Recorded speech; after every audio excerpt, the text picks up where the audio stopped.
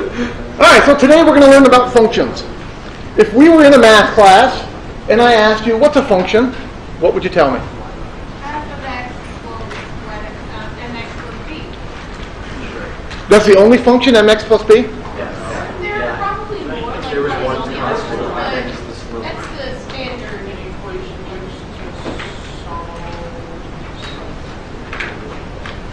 Kelly? It's a relationship between x and y, and there's more than that. Every time I give it one x, how many answers do I get? One y. So a function in math is a relation where one x gets assigned to 1y. So I might give you, for example, f of x equals x squared minus 2x. There's a function in math. And if I pick a number for x, let's say I pick the number x is 3, and I plug in 3, how many answers do I get? I get exactly one answer, right? And we would write this way. F at 3 is 9 minus 6, which is 3. So I give it one x, I get one y. In this case, I get x is 3, y is 9. So that's a function in math. A function gives you have one input, you get one output. How many people in here are in Calc 3? Few. In Calc 3, can functions have more than one input? Yes. In Calc 3, you learn about multivariable functions. And you learn how to do derivatives with multivariable functions and integrals. No, you don't learn that? You're supposed to learn derivatives with multivariable functions. Not yet. Not yet? Integrals with multivariable functions. For those of you not in Calc 3, this really isn't a big deal. I might give you like P of L comma Y is 2L plus 2W. I think I said P of L comma Y and I wrote a W because I wanted a W. What's this the function for? Perimeter of a rectangle. So if I want perimeter of the rectangle, I need to have two numbers, right? So this one would have two inputs, and how many outputs would I get? I would still get exactly one output, wouldn't I? If I did P at 1 comma 2, that would be 2 plus 4, which is 5. So I would have two inputs, but I would still get exactly one output. Is that not right? 6, 5, 6.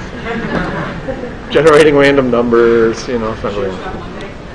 It could be Monday. All right, now let's go back to this function here. If I gave you this function, f of x equals x squared minus 2x, I might ask you a question like, what's the domain? And what's the range? What does domain mean? The x values. So what x values can I plug into this function? All reals. Okay. And what does range mean? All the y values. What kind of y values do you get for this function?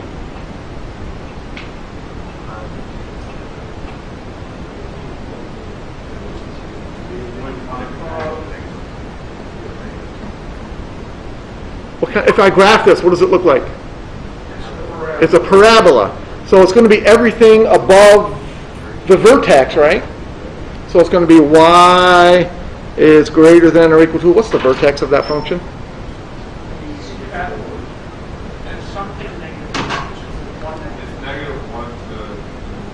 The formula for vertex is negative b over 2a. So that's 2 over 2, which is 1. So then I plug 1 in, I get 1 minus 2, that's negative 1. So the range would be all y values greater than or equal to negative 1. This graph looks like the vertex is at the point 1, negative 1. Looks like that, so it's all those up there. All right, I'm going to give you a different function now. What if I gave you this function? F of x equals x factorial. What's the domain for that function? What kind of x numbers can I plug in? I can only plug in integers. So the domain, positive integers, I can't plug in 0?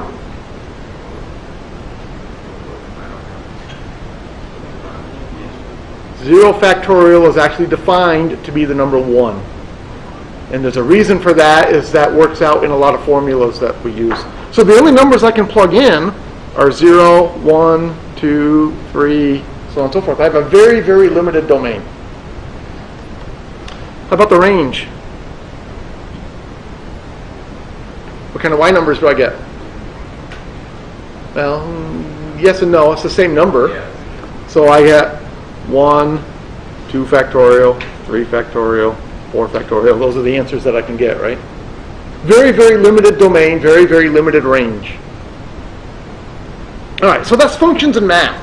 But we're not in math. What are we in? Programming. All right, so what's a function in programming? A function is like a little mini program. So a function in C++ is a little mini program.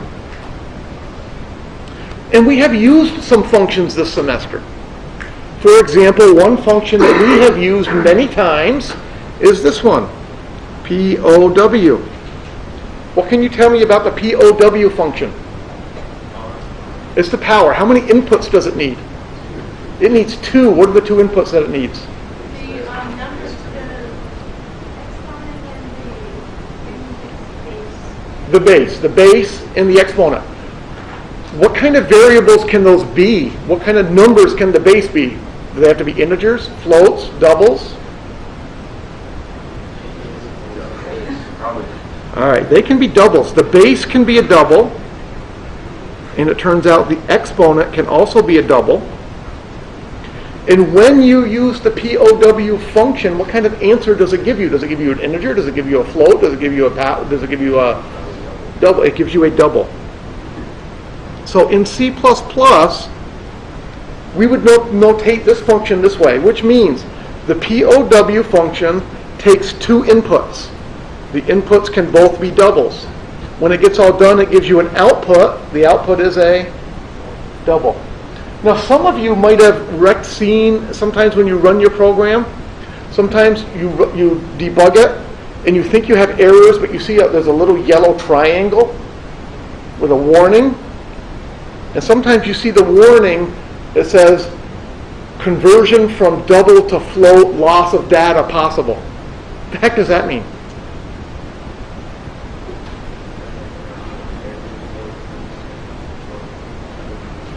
Double can be longer than float. So maybe somewhere in your code you had something like float answer equals POW of num1, 0.5.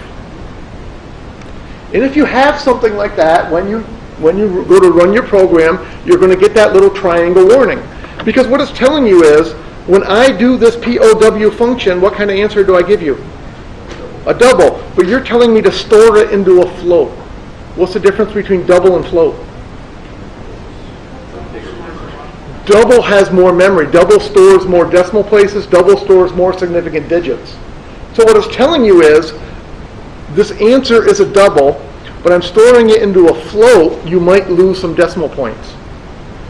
In this class, we haven't done anything where that matters. We haven't done anything where we need enough accuracy for that to be a concern to us.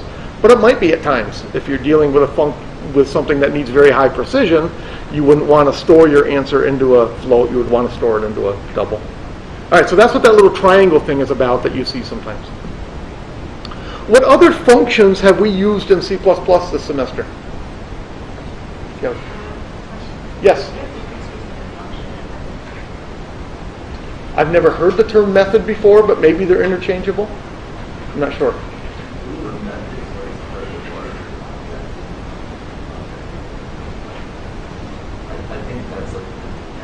A method is part of a larger object, and we do not do object-oriented programming in this course. Right. If it was like something dot something else, that would be method, but like it just stands alone. Okay. All right. Any other functions that we've used this semester? Square root. Okay. So we've used the square root function. What kind of inputs do you think square root has? It only takes one, it takes a double. And what kind of answer does square root give you? It gives you a double. Okay, so we've used the square root function. Any others?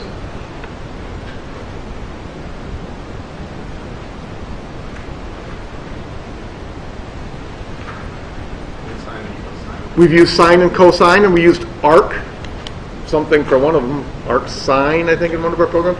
Those all take doubles, and they give answers that are doubles. They do work in radians, however. So like the program that you're working on now with the object flying through the air, when you tell them to input the value in degrees, you need to convert it to radians. Always looks in radians. Absolute value. We've used two different absolute values, haven't we? There's this absolute value and there's this absolute value. What's the difference between them? ABS only takes without the decimal. integers. So ABS only takes integer values and it gives you integer answers. Where FABS takes double values and gives you double answers. So there's actually two different absolute value functions that we've used. ABS when we're dealing with integers, FABS when we're dealing with decimals, doubles in general. All right, so what we're going to learn over the next couple of weeks actually is how to write our own functions. Now, in C, functions are a little bit different than they are in math. All these functions that I've given you, they're very similar to math in the sense that they take inputs and they give you exactly one output. In C, that doesn't always happen. In C, you can have functions that take no inputs, one input, or many inputs. So we've seen functions that take one, we've seen functions that take multiple. Have we seen any functions that don't take any inputs? Yes, we've seen one function that takes no inputs. Void main. Void main is actually a function that takes no inputs. And you see that when you write void main. When you write void main,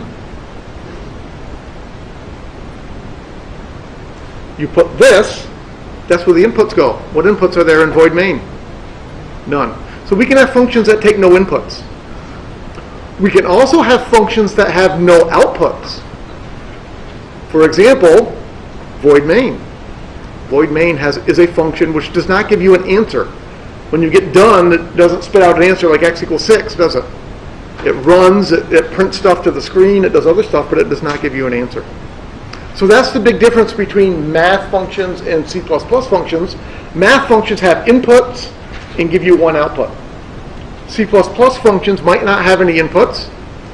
They might not have any outputs. Or C++ functions might have multiple outputs. In math, a function only ever gives you one output. We will see in C++ that functions sometimes give us multiple outputs. All right, so the big question is, why would we want to write a function? What are we going to use functions for? Why would I want to write a little subprogram within a program that I already have? That's the main thing we use functions for. We use functions primarily to run the same block of code multiple times without having to write it multiple times. So that's the main use of functions. We will use functions to repeat blocks of code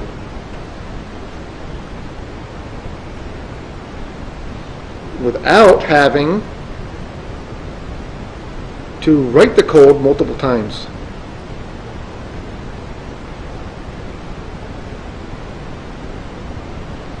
That'll be our main use of functions.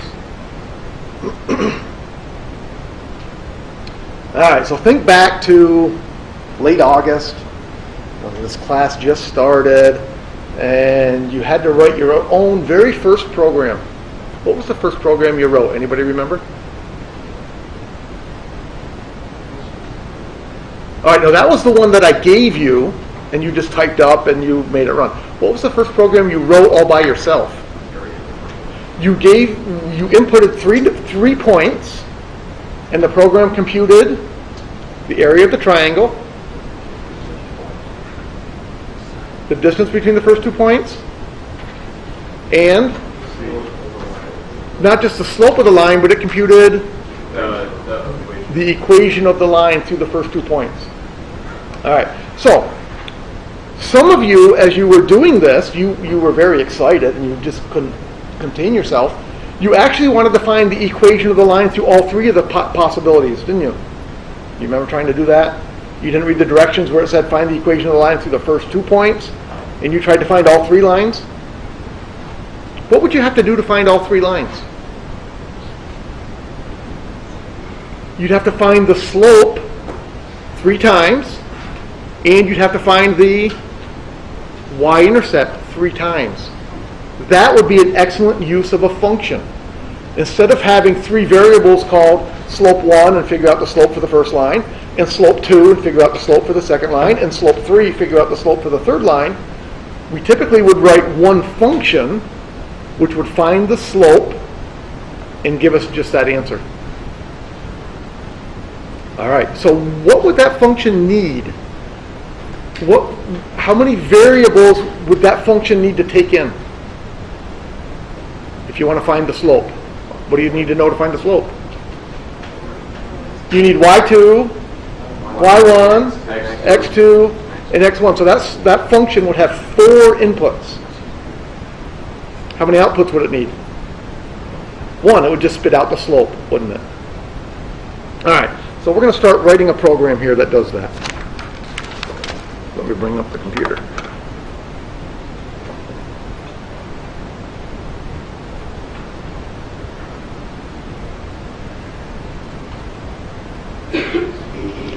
All right, so let's see. I can take out all this stuff.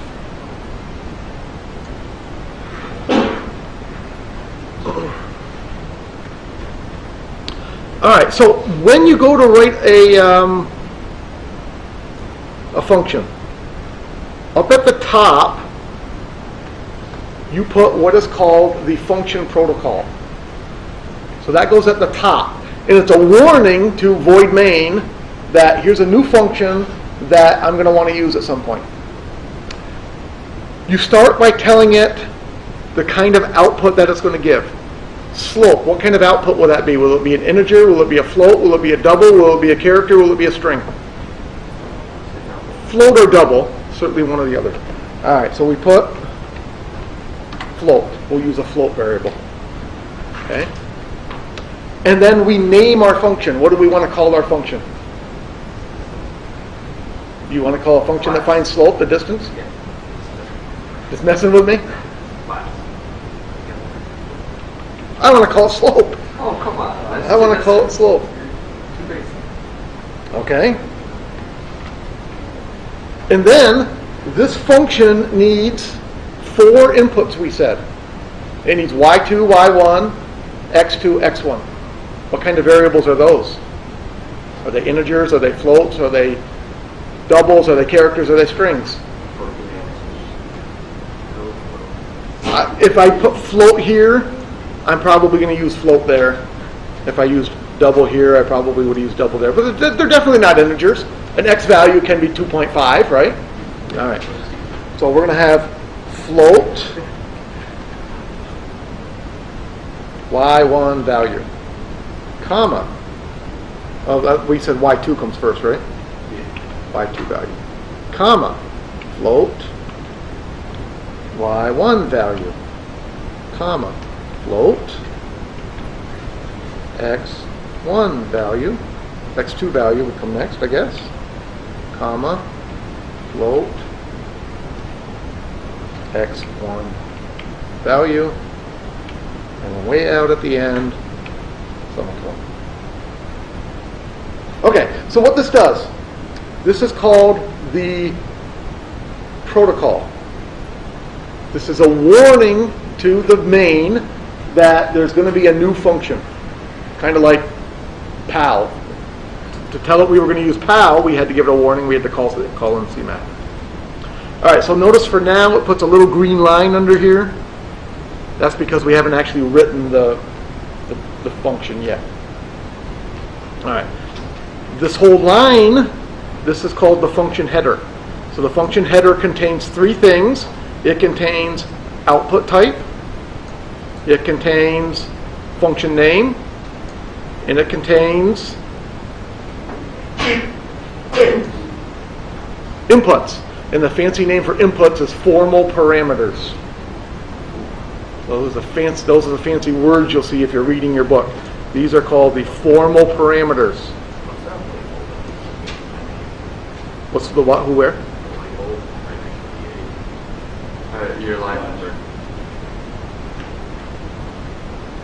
Light bulbs.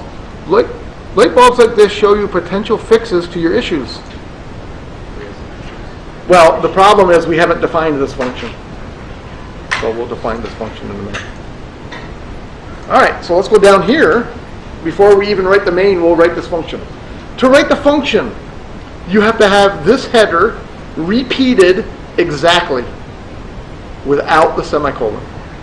So the right way to do that, of course, is to copy and paste. And I'm going to wait because it's slow the first time it copies and pastes. I don't know why. It always is. All right, so down here, this is where we're actually going to write our program for our little tiny program for slope. So we put curly brackets like so. All right, so how do I find the slope?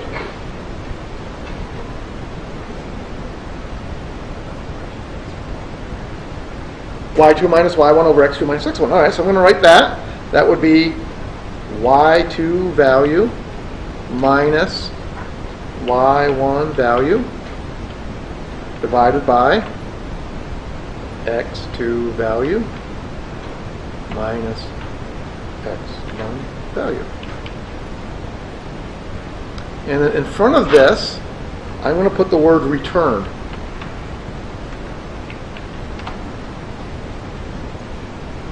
Semicolon.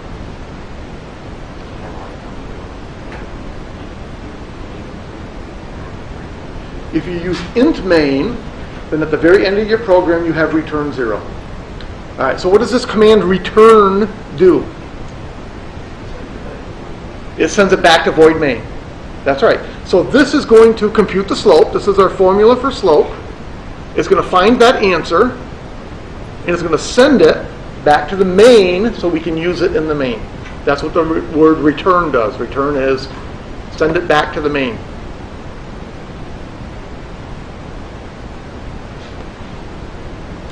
All right. So now let's go back to our void main. What do we need in our void main?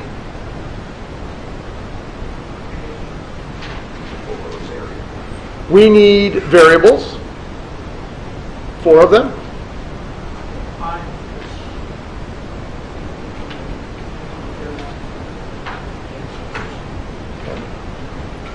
All right, so I'm going to make some float variables.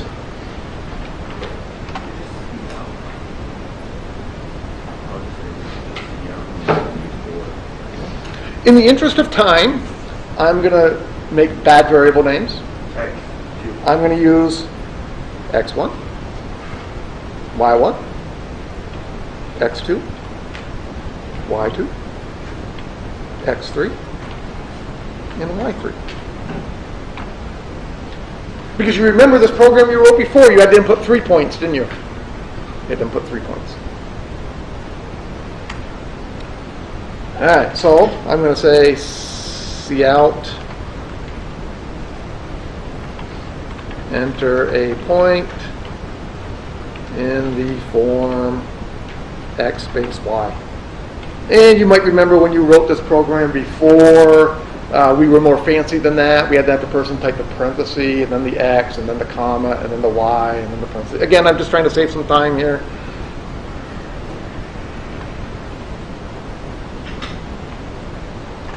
So then cn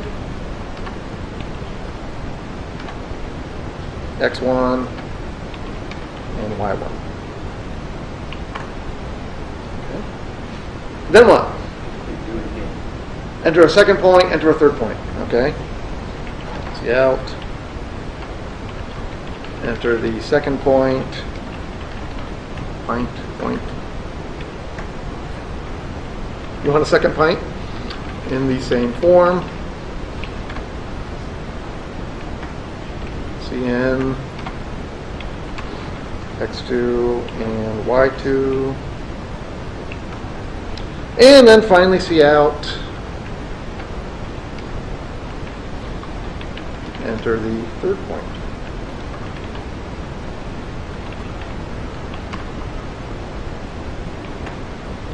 Cn,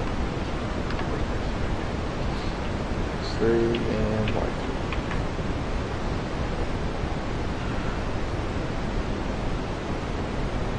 All right, so right now we can enter all the points, can't we? Now, how do I find the slopes?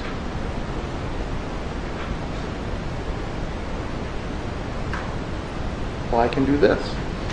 See out. The slope through the first 2 points is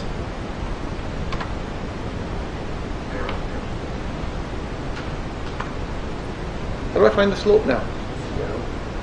See out?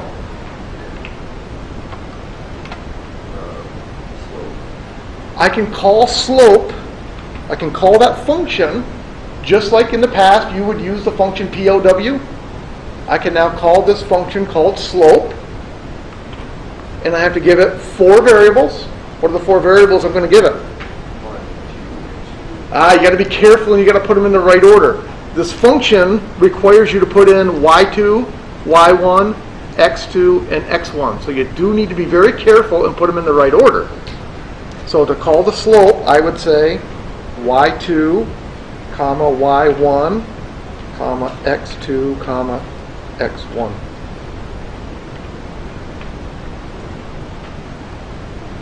And I'll put an end line after this, I guess.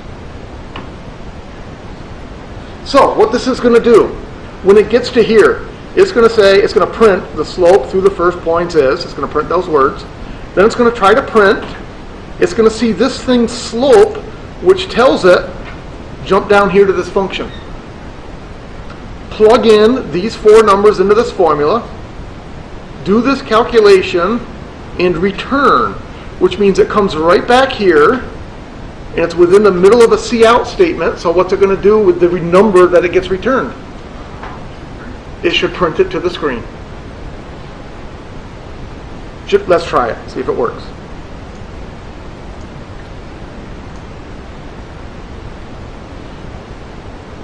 All right, so what's my first point? Oh, I don't want this. Practice it. 1, comma 2.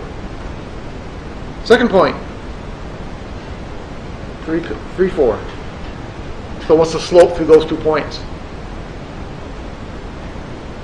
Should be 1. Our answer should be 1.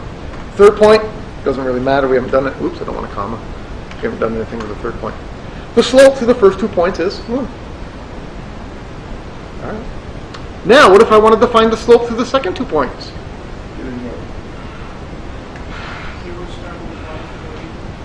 See out. The slope through the first and last point is, see out. I don't need to make a new variable for slope. I don't need to create a new formula for slope. I've already got it. So it would be slope. And all I got to do is make sure I pick the right numbers. I would want to send y3, y1, x3, and x1. So once again, what it's going to do is it's going to print a line. The slope of the first and last point is. It's going to try to print. It's going to see that I'm calling the slope function. This is called a function call. I'm calling the slope function. So it jumps out of the main, jumps down to here, jumps down to my little mini program. It plugs in y3, it plugs that in for a y2 value. So whatever number is stored in the variable y3, it plugs that in for y2 value. y1, it plugs in y1 value. For x3, it plugs in that and that. It runs the formula, does the calculation, returns, sends that number right back to here, and will print the number for us.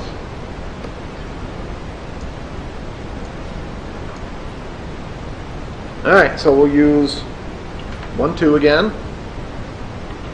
2, 3. How about a third point? 4, 5. That's kind of boring because those are all in a straight line. 4, negative 5, so that we get a different answer. So we see we get a different answer this time. We should get a different answer. The slope to the first point is 1, while the slope to the first and last is negative 2.33333, repeating forever. All right, questions on that?